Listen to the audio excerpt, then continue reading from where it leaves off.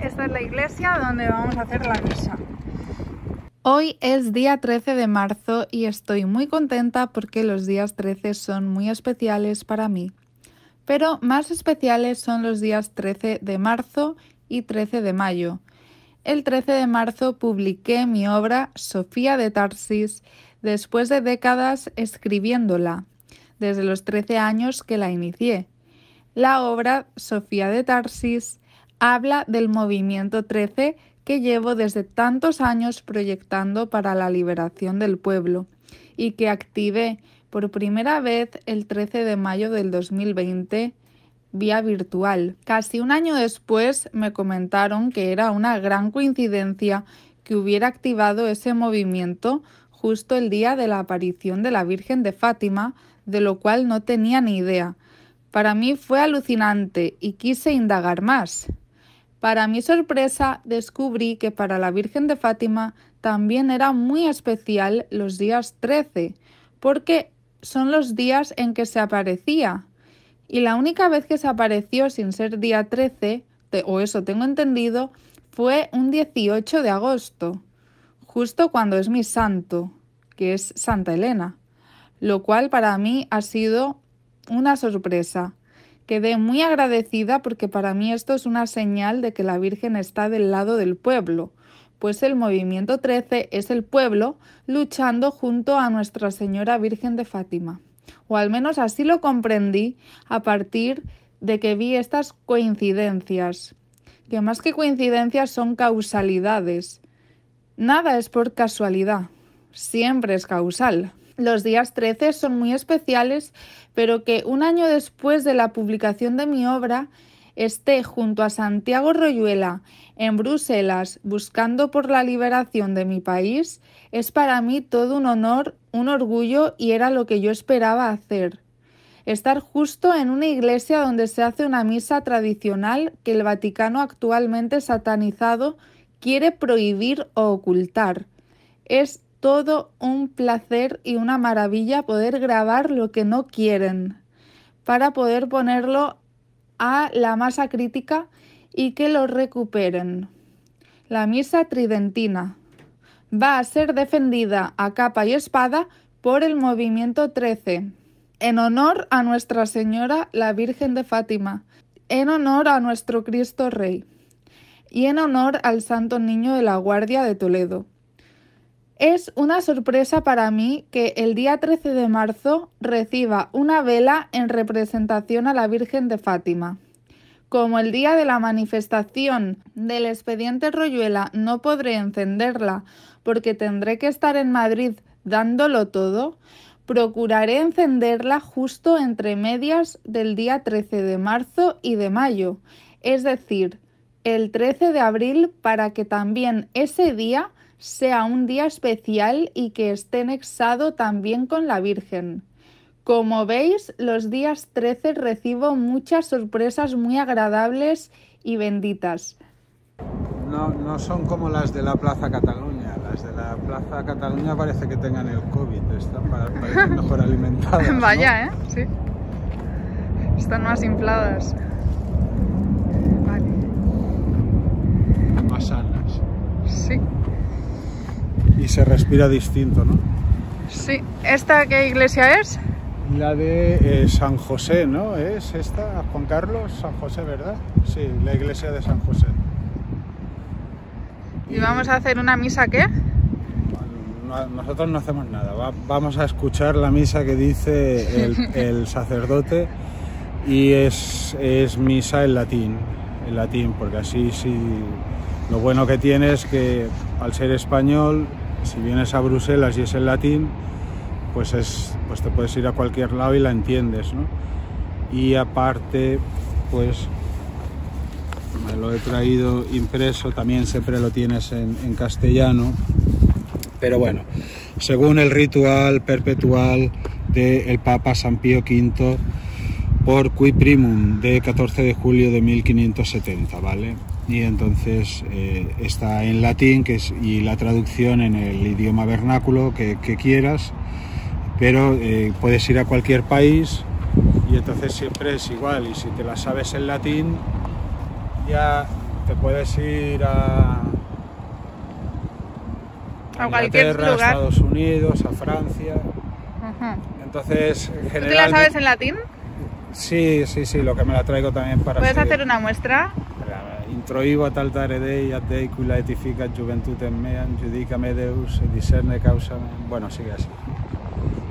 Qué pena, tendrías que haber seguido. Vale. Bueno, ahora podrás grabar, o sea, dentro que... Dejan. Sí, dejan grabar, ¿verdad? Juan Carlos? Sí, una misa se deja grabar. Sí, no es nada... Elena, nos ponemos aquí. Vale.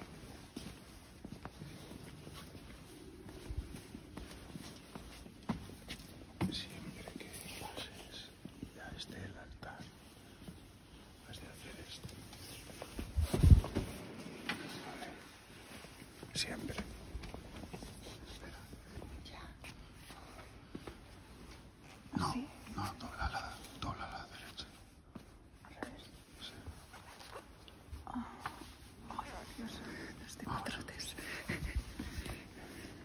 Sí.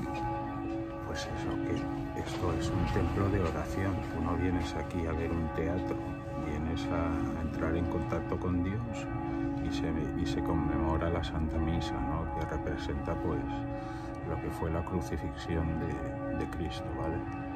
Entonces hay momentos que tú, cuando se ponen de rodillas como ese señor, es porque está orando, está igual que un musulmán está recogido, o igual que un budista está meditando y está recogido, pues él ahora de rodillas está recogido con Dios, pensando en sus cosas, pidiéndole a Dios o dándole las gracias, o meditando o entrando en contacto con él, ¿no? Entonces, luego sí que hay determinados momentos de la misa que uno debe ponerse de rodillas, ¿no? Habrá un momento cuando se consagra la hostia que nos debemos poner de rodillas, y habrá un momento cuando se recite el credo, que también hay una genuflexión, ¿vale? ¿Nos van a dar una hostia? Solo si estás libre de pecado y quieres comulgar. Yo no puedo comulgar ahora. No, yo no tengo el alma limpia para recibir el cuerpo de Cristo. ¿Que si lo recibieses pasa algo? Estaría cometiendo yo sé que estaría haciendo algo malo que no puede entrar en mí si no me he confesado antes. Yo ahora no estoy limpio para recibir el cuerpo de Cristo. Si estuviese en una situación extrema donde no puedo confesarme, pues sí le pediría perdón y tal, pero yo aquí he tenido la oportunidad de antes de venir a la misa de confesarme, lo que no me he confesado, entonces yo no estoy en gracia para recibir hoy la sagrada forma, ¿no? Porque entonces, pero ello no significa que pueda estar en... Corta.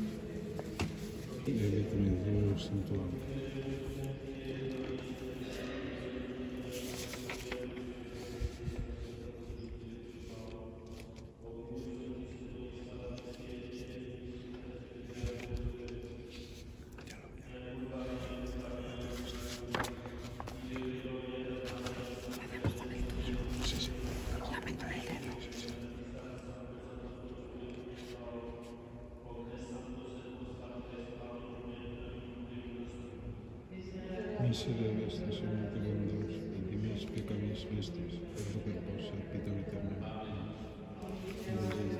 Absolutum resurrectus peccatorem nostrum tibia, misión y ten misericordia de nosotros.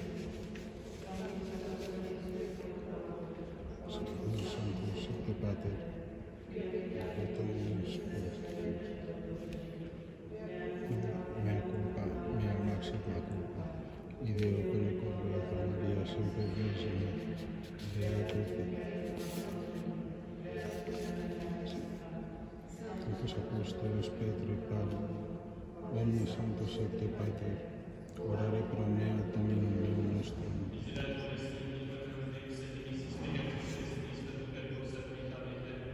Amen.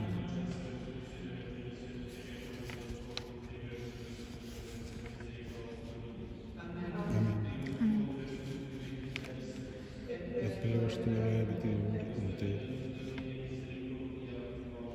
et salutarentum de nobis, et clamor meus a te venia, et cum spiritu tuo.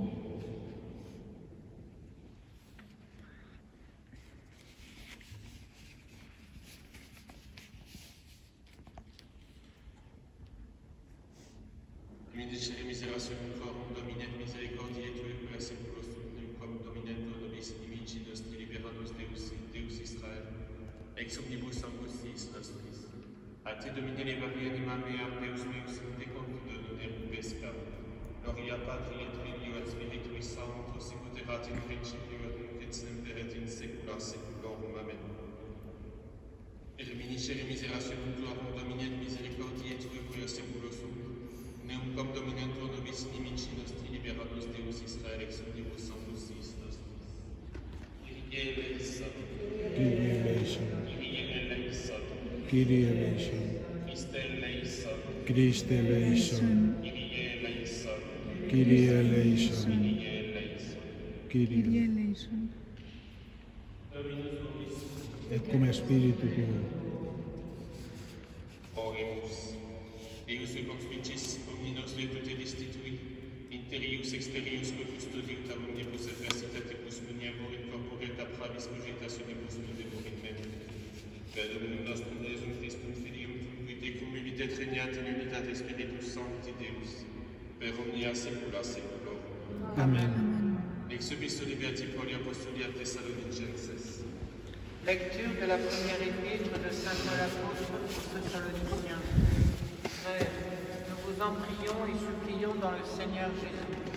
Vous avez appris de nous comment vous devez marcher pour plaire à Dieu, et c'est ainsi que vous marchez. Progressez encore. Car vous savez quelles instructions nous vous avons données de la part du Seigneur Jésus. Voici quelle est la volonté de Dieu, c'est votre sainteté. Que vous vous absteniez du péché de la chair, que chacun de vous sache maîtriser son corps dans la sainteté et le respect, sans céder à la convoitise, comme les nations qui ne connaissent pas Dieu. Sur ce point, que nul n'offense ou ne trompe son frère, car le Seigneur tire vengeance de tout cela, comme déjà nous l'avons dit et attesté. Dieu, en effet, ne nous a pas appelés à l'impureté, mais à la sainteté, dans le Christ Jésus, notre Seigneur. Colationes cordis mei dilatatis, de necessitatibus mei serite me Domini, et de humilitatem mea et laborem Deo petimitum mea peccata mea. Confite mini Domino quoniam bonus quoniam in saeculum misericordiae eius, quis loque tu potentias Domini auditas faci et omnes laudes eius. Beati qui custodiunt judicium et faciunt justitiam omni tempore, memento nostri Domini in beneplacito populi tui, visita nos in salutari tuo.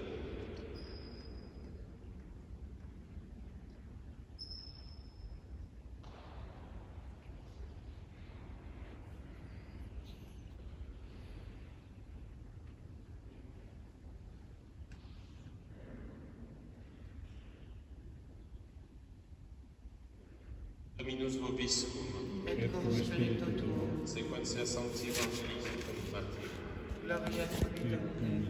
Suite du Saint-Évangile selon saint Matthieu. En ce temps-là, Jésus prit avec lui Pierre, Jacques et Jean son frère, et il les emmena à l'écart sur une haute montagne. Et il fut transfiguré devant eux, son visage resplendit comme le soleil, ses vêtements devinrent blancs comme la neige. Et voici que leur apparurent Moïse et Élie, qui s'entretenaient avec lui. Pierre alors, prenant la parole, dit à Jésus, « Seigneur, quel bonheur pour nous d'être ici. Si vous voulez, faisons-y ici 3 tentes, une pour vous, une pour Moïse et une pour Élie. » Il parlait encore qu'une nuée lumineuse les prit sous son nom. Et voici que de la nuée, une voix disait, « Celui-ci est mon Fils bien-aimé, en qui j'ai mis ma complaisance, écoutez-le. » En entendant cela, les disciples tombèrent la face contre terre, et ils furent pris d'un grand effroi.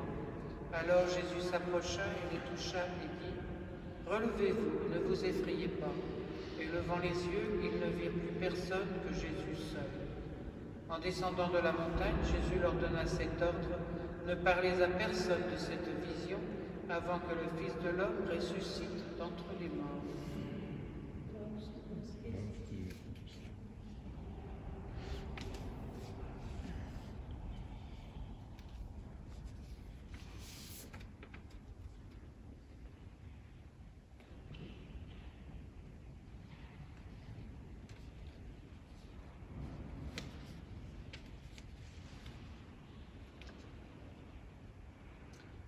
Veuillez vous asseoir pour les annonces de la semaine.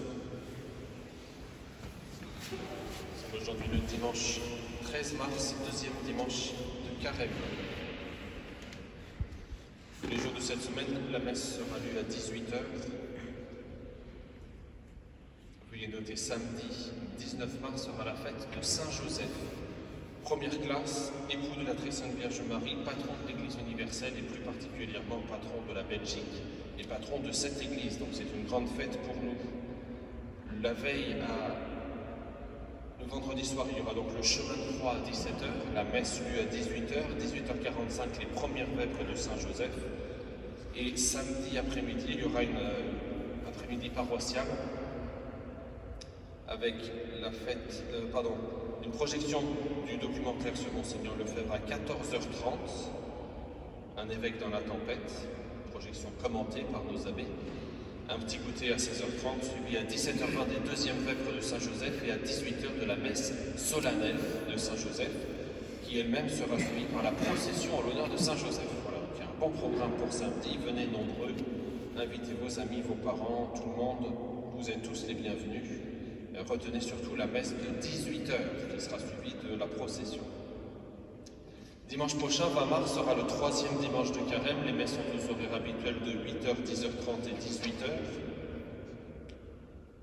Et ce même dimanche aura lieu le pèlerinage pour les hommes, messieurs, chefs de famille ou bien célibataires. Vous êtes tous conviés à venir participer à ce pèlerinage des hommes en l'honneur de Saint Joseph, dimanche prochain après la grand-messe de 10h30. Voilà, vous avez tous les renseignements aux portes de l'église, vous avez même un flyer que vous pouvez emmener à la maison. Tous les renseignements sont là. Nous marcherons depuis ici, l'église Saint-Joseph, jusqu'à un sanctuaire à Notre-Dame-de-Lourdes qui se situe à Rhodes-Saint-Genès. Une petite marche d'une quinzaine de kilomètres dimanche après-midi. Venez avec votre repas de midi. Demain et les jours suivants, nous aurons des travaux d'entretien sur le grand orgue derrière vous. Voilà, un gros travail qui aurait dû être fait chaque année depuis 2015. Malheureusement, on a un peu de retard. Donc les facteurs d'orgue vont venir pendant quelques jours pour y travailler. C'est un gros travail, évidemment. Il s'agit non seulement de dépoussiérer les tuyaux, mais aussi les contacts électriques, toute la mécanique de l'orgue, revoir un peu aussi la console. La console, c'est là où l'organiste joue. Voilà. Et donc il y a un gros travail à faire, et ça tombe bien puisque les aumônes de Carême vont servir à cela en partie. Voilà. Merci d'avance de votre générosité. Les enveloppes pour les aumônes de Carême sont à votre disposition aux portes de l'église. Vous pouvez les emporter, déposer votre offrande et les remettre en main propre à un prêtre, ou bien dans le tronc à cet effet. Les intentions de l'aumône de Carême cette année sont d'abord les victimes du typhon aux Philippines en décembre dernier, pour subvenir aux besoins des fidèles catholiques qui ont été sinistrés durant ce typhon. Et puis aussi, plus immédiatement pour nous, la restauration de nos églises, Anvers, Bruxelles, Guerwijn, Utrecht. et l'entretien des communautés de nos prieurés. Un grand merci d'avance pour votre participation. Le samedi 26 mars aura lieu le ménage pour les dames, le matin à 9 h. Et puis en soirée, il y aura la réunion couple et foyer dans la salle Saint-Joseph. Nous signalons aussi, nous demandons des prières pour le repos de l'âme de Madame Solange Coupet, une fidèle de notre communauté à Namur. Les retraites spirituelles de Saint-Ignace seront prêchées en français au prieuré d'Anvers du 3 au 8 avril et du 8 au 13 août. Vous pouvez vous inscrire directement auprès du prieuré d'Anvers. Au nom du Père et du Fils et du Saint-Esprit, ainsi soit-il. Mes bien chers frères, en ce deuxième dimanche de Carême, l'Église nous met sous les yeux Jésus-Christ transfiguré.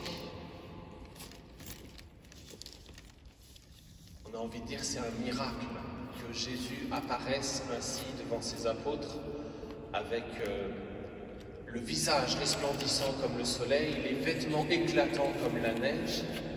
La gloire de Dieu apparaît en Jésus. Jésus est entouré de Moïse et Élie qui sont venus le rejoindre, qui apparaissent avec lui sur ce mont Tabor en présence des 3 apôtres préférés de Jésus, Saint Pierre, Saint Jacques et Saint Jean.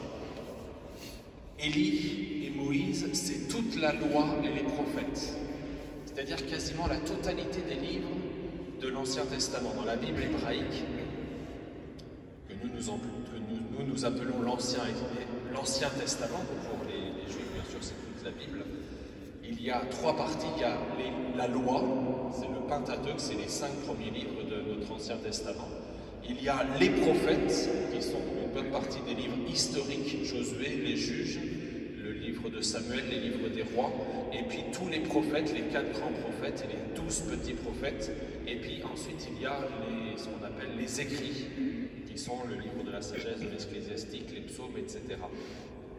La loi et les prophètes, c'est donc plus des 2 tiers de la Bible hébraïque, de notre Ancien Testament. Et ils sont symbolisés dans cette apparition, c'est ça, récapitulé, ils nous apparaissent dans cette apparition de la transfiguration à la personne de Moïse qui a reçu la loi de Dieu sur le mont Sinaï, et la personne d'Élie, Élie qui fut l'un des tout premiers prophètes après la séparation du royaume d'Israël en 2 royaumes, le royaume du nord et le royaume du sud, après la mort de Salomon. C'est donc une vision éclatante qui apparaît sous les yeux des apôtres. Jésus les emmène sur le sommet du mont Tabor, cette belle montagne à l'ouest de la Galilée. Et Jésus est transfiguré. On pourrait dire que c'est un miracle, et bien en réalité, c'est plutôt tout le reste de la vie de Jésus qui fut un miracle. Jésus est le Fils de Dieu, il a la nature humaine, il est Dieu comme son Père, comme le Saint-Esprit, tous les 3 ne sont qu'une seule personne. La deuxième personne, le Fils, a assumé la nature humaine. Il était donc normal que cette nature humaine, hypostatiquement unie à la divinité, union hypostatique, vous savez, c'est le terme théologique qui signifie l'union de la nature humaine et de la nature divine dans la personne divine de notre Seigneur Jésus-Christ. Il était donc convenable que la gloire de Dieu transparaisse à travers l'humanité du Christ. Or, c'est par un miracle qui a duré tout au long de la vie du Christ que sa gloire ait été cachée, sauf à ce moment-là, le jour de la transfiguration sur le mont Tabor. Jésus a comme suspendu ce miracle permanent pour laisser éclater sa gloire sur son visage et ses vêtements. 3 évangélistes nous racontent cet épisode de la transfiguration. Curieusement, c'est précisément les 3 qui n'en ont pas été les témoins oculaires. Le seul évangéliste qui a été témoin de cette scène, c'est Saint Jean, mais qui ne raconte pas la transfiguration. En tout cas pas de cette manière-là, puisqu'il dit quand même, nous l'entendons chaque dimanche, chaque jour à la fin de la messe, dans le dernier évangile, nous avons vu sa gloire, gloire qui est celle d'un Fils unique auprès de son Père. Donc Saint Jean qui écrit bien longtemps après les 3 autres évangélistes, n'a pas cru bon de répéter encore cet épisode qui avait déjà été amplement raconté par les 3 premiers évangélistes qui sont Saint Matthieu, Saint Marc et Saint Luc. Ces 3 évangélistes qu'on appelle les synoptiques replacent cet événement dans son contexte, et c'est très intéressant de voir que dans chacun des 3 évangiles, le contexte est sensiblement le même. Nous sommes au milieu de la 2e année de la vie publique de notre Seigneur Jésus-Christ. Jésus a commencé sa vie publique avec son baptême au début de l'année 27, et nous sommes à l'été 28, au mois de juin, juillet, août. Ce passage de la transfiguration dans les 3 évangiles est vraiment un tournant. Nous sommes à un moment charnière de la vie publique de notre Seigneur Jésus-Christ. Jusqu'à présent, Jésus s'est révélé comme étant le Fils de Dieu, non pas à la manière d'un faux Messie qu'il aurait fait par orgueil pour séduire les hommes. Jésus n'est pas du tout dans la séduction, il est dans la révélation. Il se révèle comme Fils de Dieu, avec des arguments très percutants. Premièrement, la sagesse de sa doctrine. Deuxièmement, l'exécution des prophéties qui se vérifieront encore davantage lors de la passion et de la résurrection du Christ. Et puis troisièmement, par les miracles. La sagesse de sa doctrine, c'est par exemple le discours de notre Seigneur Jésus-Christ sur la montagne. Heureux les pauvres en esprit, heureux ceux qui sont affligés, heureux ceux qui ont faim et soif de justice. Jésus annonce notre vocation au bonheur éternel du ciel, et un bonheur qui commence en fait déjà ici-bas dans nos âmes par la grâce.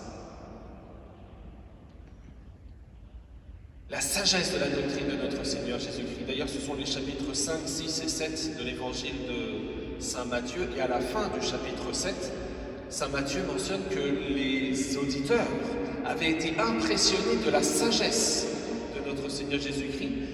Et ce qui les impressionnait le plus, c'est qu'il prêchait comme quelqu'un qui a autorité, non pas comme les scribes et les pharisiens qui se référaient toujours à l'autorité d'un autre, d'un rabbi, d'un commentateur, d'un scribe qui avait déjà commenté la Torah. Jésus, lui, il vient de sa propre autorité. Jésus dit, on l'entend au chapitre 5, vous avez entendu qu'il a été dit aux anciens, tu ne tueras pas, etc. Eh bien, moi je vous dis, Jésus parle comme ayant autorité, lui-même fait des commandements. Celui qui ne pardonnera pas de tout son cœur à son prochain, etc. La puissance des miracles, au chapitre 8 de Saint Matthieu, sont évoqués les différents miracles de notre Seigneur Jésus-Christ. Une dizaine de miracles parmi d'autres, il y en a eu énormément, les autres évangélistes en racontent d'autres. Jésus a fait énormément de miracles, ils sont bien connus dans l'évangile, vous pouvez les lire. Ce sont aussi des preuves éclatantes de la divinité de notre Seigneur Jésus-Christ. Et à la fin de cette première période de la vie publique, donc nous arrivons quelques jours avant la transfiguration, Jésus a eu cette sagesse de prendre avec lui ses apôtres et de se retirer au nord de la Galilée, en dehors de son pays d'origine, vers les régions de Césarée, afin de prêcher une retraite à ses disciples, de les prendre à part, de les former vraiment, pour les préparer à leur apostolat, eux qui sont les apôtres. Et c'est au cours de cette retraite qu'un jour Jésus-Christ leur demande qui est le Fils de l'homme. Et Saint Pierre s'avance et il fait cette très belle profession de foi, en disant « Vous êtes le Christ, le Fils du Dieu vivant ». Et Jésus le félicite. « Bienheureux es-tu, Simon, fils de Jean, car ce n'est pas la chair et le sang qui t'ont révélé cela, mais bien mon Père qui est dans les cieux.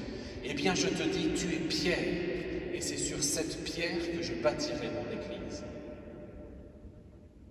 Ça y est, les apôtres ont enfin compris, acquis le fait que Jésus n'est pas seulement un homme, mais il est Dieu, il est le Fils de Dieu avec la même nature que son Père. Et Jésus les félicite, et c'est pour cela qu'à la fin de cette première période de la vie publique du Christ, il y aura cette révélation, la transfiguration du Christ sur la montagne, puisque les apôtres ont fait cet acte de foi, et Saint Pierre en particulier, Cet acte de foi en la divinité de notre Seigneur Jésus-Christ, cette première période s'achève 6 jours plus tard, après cette profession, par la transfiguration. Mais tout de suite après cette profession, on passe à un autre chapitre dans l'Évangile. Maintenant qu'il est acquis pour les apôtres que Jésus est vraiment le Fils de Dieu, Jésus va leur révéler la nature, la vraie nature de son royaume. Ce n'est pas du tout un royaume comme les apôtres se l'imaginent, un royaume terrestre qu'on va conquérir par les armes en écrasant les ennemis. Non, il s'agit d'un royaume spirituel qui s'acquiert par le sacrifice, par le renoncement. Et le sacrifice suprême, Jésus l'offrira lui-même, c'est le sacrifice de la croix. Et c'est pour cela, tout de suite après avoir félicité Saint-Pierre de cette magnifique profession de foi, Jésus annonce pour la première fois sa passion. Le Fils de l'homme, que vous dites, a bien raison, il sera livré aux païens par son propre peuple. Il sera flagellé, condamné à mort, crucifié. Il mourra, mais le 3e jour, il ressuscitera. Les apôtres ne comprennent pas. Jésus s'y reprendra 3 fois pour annoncer sa passion. Il fera une 2e annonce assez peu de temps après la transfiguration, donc 1 semaine après cette première annonce. Et une 3e annonce aura lieu encore quelques jours, quelques semaines avant que Jésus ne soit arrêté à Jérusalem. Et à chaque fois, l'Évangile nous dit, les apôtres ne comprenaient pas. Et d'ailleurs, cette première annonce, Saint-Pierre lui-même, qui venait de faire cette magnifique profession, qui en avait été félicité par le Christ, il s'approche de Jésus en lui faisant de vifs reproches, en disant « Seigneur, non, cela ne t'arrivera pas, ce n'est pas possible. » Et quelle est la réponse de Jésus? La réponse de Jésus est fracassante, mes bien chers frères, inattendue. Jésus est d'une sévérité extrême envers Saint-Pierre, qui essaye de le détourner de sa vocation, qui est d'offrir le sacrifice. Jésus donne à Saint-Pierre une réponse terrible. Repade retro Satanas, passe derrière moi, Satan. Il traite Saint-Pierre de Satan, lui qui venait de professer la divinité du Christ. Bien sûr, ce n'est pas une parole de malédiction contre Pierre, mais c'est une parole de fermeté. Jésus est venu sur la terre pour offrir son sacrifice. Il doit être baptisé d'un baptême de sang et quel n'est pas son désir jusqu'à ce que cela arrive. Car Jésus veut nous sauver. Il nous aime plus que nous-mêmes. La volonté de Dieu, nous dit saint Paul dans l'Épître aujourd'hui, c'est votre sanctification. C'est que nous devenions des saints. Oui, mais bien chers frères, nous avons cette capacité à devenir des saints. Et dès lors, mes bien chers frères, cette révélation de l'Évangile ouvre la 2e partie de la vie publique de notre Seigneur Jésus-Christ, le royaume que Jésus a révélé, qu'il a promis, qui est une vocation au bonheur éternel. Il va s'acquérir par le sacrifice et le sacrifice de la croix. Et c'est l'objet de toute la 2e partie de la vie publique de notre Seigneur Jésus-Christ, depuis cette fameuse été, après la transfiguration, jusqu'à sa mort qui aura lieu en fait au mois d'avril suivant, quelques mois plus tard. Et durant toute cette période, on va voir, nous allons le lire dans les évangiles des jours suivants, des dimanches suivants, les conflits de notre Seigneur Jésus-Christ avec son propre peuple, en particulier avec les pharisiens, mais pas seulement, avec les différentes factions religieuses ou sociales, des contemporains, des compatriotes de notre Seigneur Jésus-Christ. Cela va durer du mois de septembre jusqu'à son arrestation et sa mort au mois d'avril. Voilà, bien chers frères, l'enseignement de ce dimanche. Oui, nous sommes des fils du royaume, le bon Dieu nous appelle à ce bonheur éternel, mais, mes bien chers frères, nous sommes le 2e dimanche de Carême. À partir de maintenant, nous allons suivre notre Seigneur Jésus-Christ sur le chemin de la croix, jusqu'au calvaire, dans son sacrifice, pour conquérir ce royaume qu'il veut nous donner. Nous nous allons le suivre sur le chemin de la croix. Nous allons nous aussi porter notre croix et le suivre comme il nous invite. C'est dans les mêmes passages. Vous pouvez lire dans votre évangile le chapitre 17 de Saint Matthieu. C'est dans ce même passage que Jésus nous invite à porter notre croix. Alors suivons-le, mes bien chers frères. Puissions-nous dire comme Saint Thomas, c'est dans l'évangile de Saint Jean, allons, nous aussi, suivons-le et mourons avec lui. Au nom du Père et du Fils et du Saint-Esprit, ainsi soit-il.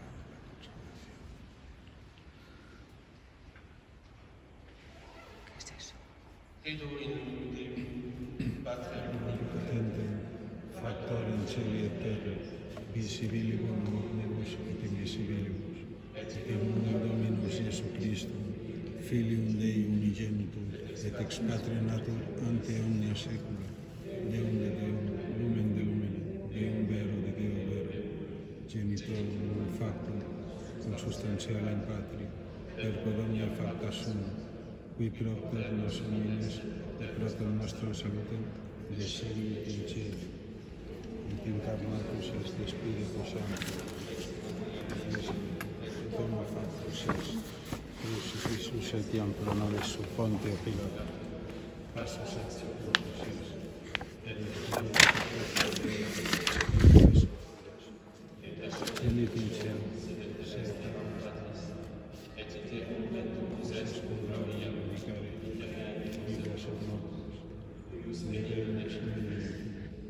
Spiritus Sancto, Domine vivificante, ex Pater Filio procedi, quod Patria et Filio singular et cum glorificator,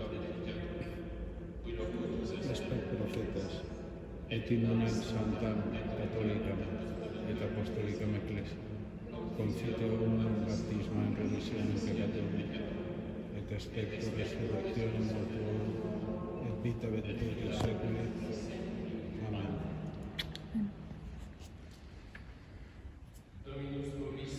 Et con spiritu tuo. Oremus. Meditabor in mandatis tuis benedicti valde et leva quantus meas ad mandata tua quodinexi.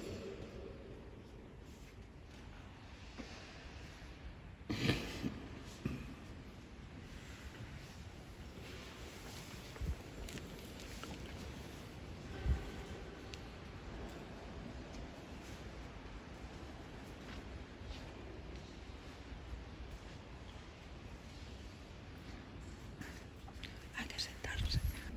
¿Qué van a hacer ahora? Consagrar la cena.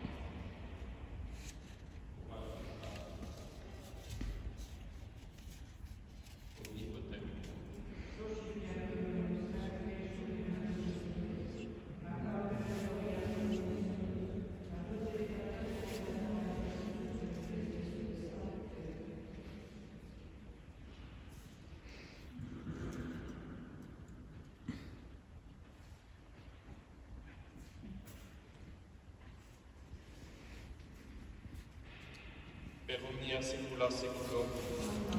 Dominus vobiscum. Et con spiritu tuo. Corda. Amen vos. Gratia sagiamus Domino Deo nostrum. Peregrinum et justum et secum et salutari nostinis semper et Filii gratia sagere. Domine Sancte Pater omnipotens eterne Deus, corporali iudicia comprimis mentem elevas vetutem langeris et premia. Per Christum Dominum nostrum, per quam est et laudantem geliadorum dominationes trimum potestates, celice lorum per virtutes et beata seratum suce exultationicum celebrant, cum quibus et nostras voces ut admitubeas deprecamus supplici confessione dicemus. Sanctus, Sanctus, Sanctus, Sanctus, Benedictus Dei Gloria Tua, Hosanna in excelsis, Benedictus, Benedictus nomine Domini, Hosanna in excelsis.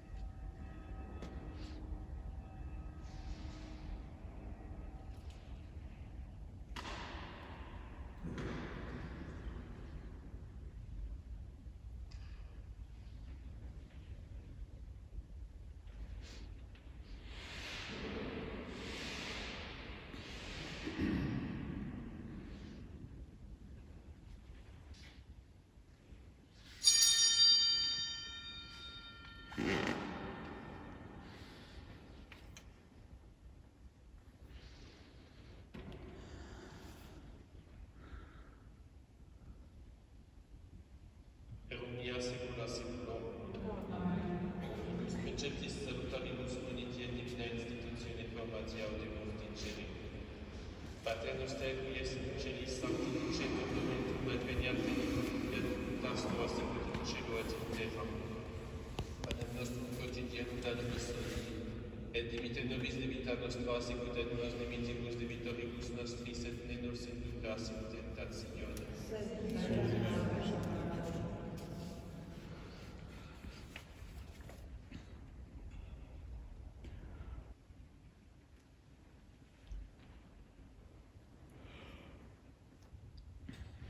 Per omnia secula seculorum.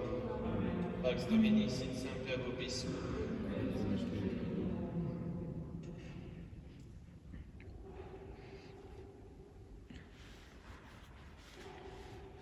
Agnus equitoris peccata mundi, miserere nobis. Agnus equitoris peccata mundi, miserere nobis. Agnus equitoris peccata mundi, dona nobis pacem.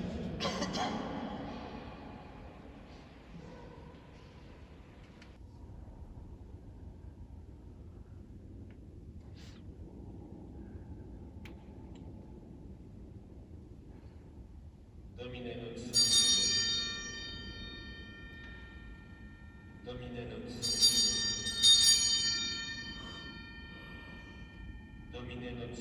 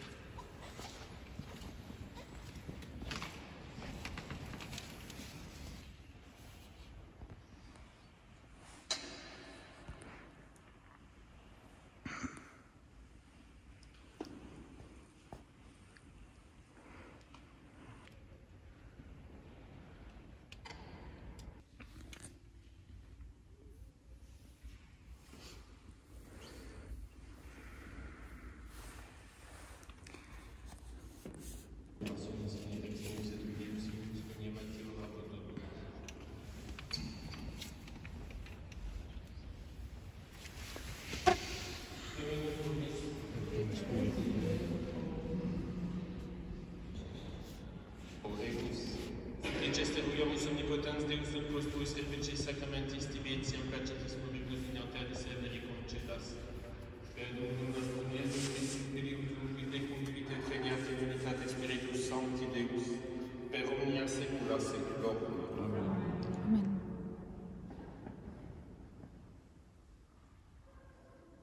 Dominus vobiscum et cum spiritu tuo, et ora Deus.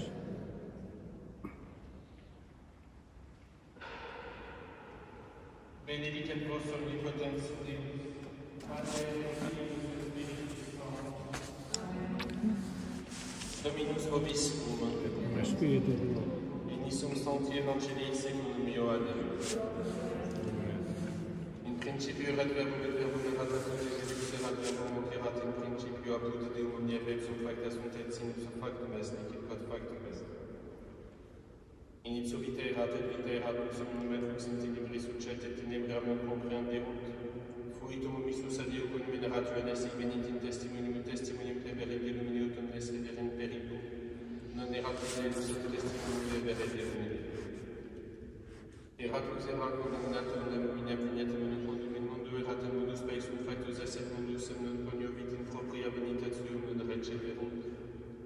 Quod autem receperunt medites potestatem Filios die fieri, vis credunt in nomine eiuscum nex hominibus ne consumtate carnis ne consumtate diris textionati sunt, et verbum caro factum est habitabit in nobis et videmus gloriam quas in civitate Patri et gratia et veritatis.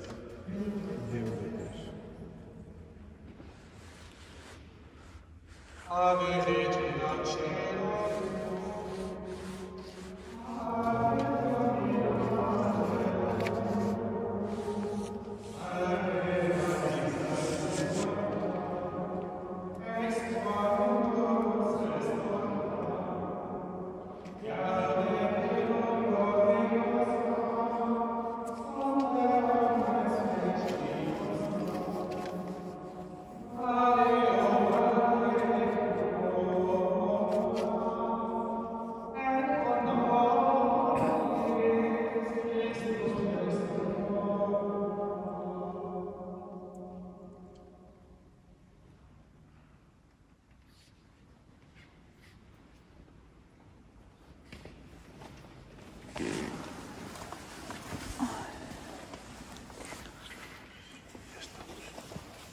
está el mío? Bueno, ya hemos terminado. Oh, he llegado tarde. ¿Te parece la ciudad de las ciencias esa parte?